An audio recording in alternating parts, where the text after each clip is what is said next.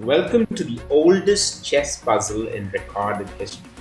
We will be solving it using the Zwang principles. Now, when you're learning chess, you are going to be encountering thousands of puzzles. Be it ChessKit, be it chess.com, or Chess, which has 4 million plus puzzles. But where did all this begin? What was the oldest chess puzzle? Let's get started.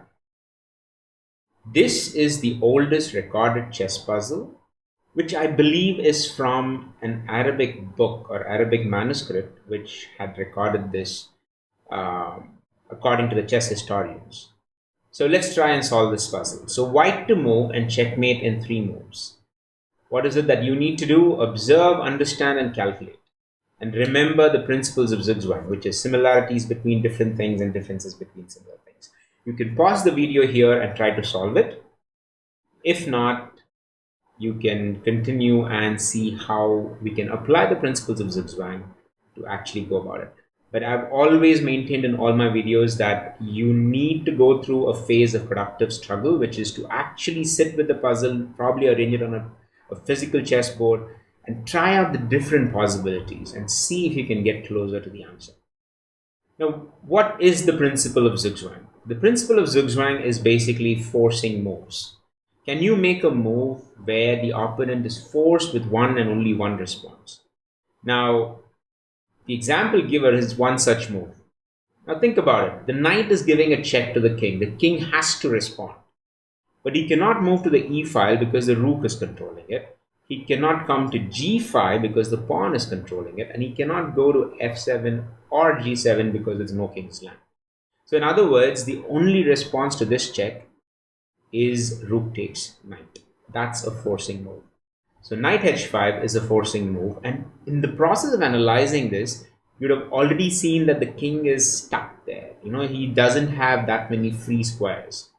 There's another forcing move here. Instead of knight to h5, you could have always moved rook to e6, which is also a forcing move because the only response there is king takes rook. However, even though these moves are very similar, they are different in the sense after rook e6, the king would just capture the rook, and after that there is no continuation. Whereas here, there is possibly a continuation. Alright, so once the rook takes it, now you can treat this puzzle as checkmate in 2 moves. Can you try and solve it here? So in case you weren't able to do a checkmate in 3, at least here, after the first move, you can still treat it like a checkmate in 2 puzzle and try to solve it. Again, forcing moves, the only forcing move here is either rook takes g6 or rook e6. And you guessed it, rook e6 did not work the last time, it's not going to work now, but rook takes g6 definitely works. This is an absolutely brilliant sacrifice. Why? Because it's a forcing move, forcing the king to just capture the rook with no other option. Now it's a checkmate in 1. It's a simple checkmate. There are only 2 possible checks here. At this point, you should be absolutely seeing that rook is the mating piece, and you should just figure out what is the correct answer, which in this case is rook to e6.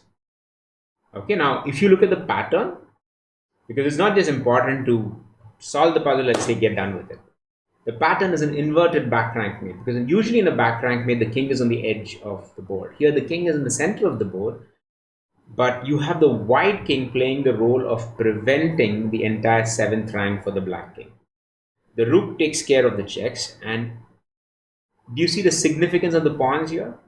The black pawn blocks the king from going to f5, and the white pawn controls g5. And thanks to the knight sacrifice, the rook is blocking the king's path. So the importance of the knight sacrifice in move 1, the importance of both the pawns, and the importance of king, all of this plays a role into figuring out this checkmate.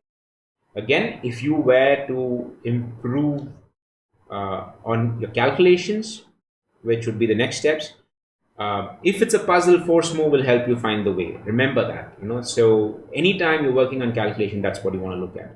The answer is never direct, but analysis will help. Like for example, when we tried out rook e6 and knight h5, the analysis helped us to get to the answer. Calculation is at the heart of any chess puzzle. Remember that.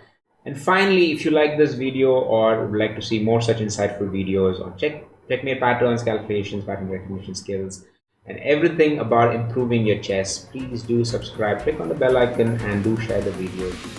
Leave your comments if you have it. Thank you so much. I'll see you in the next one.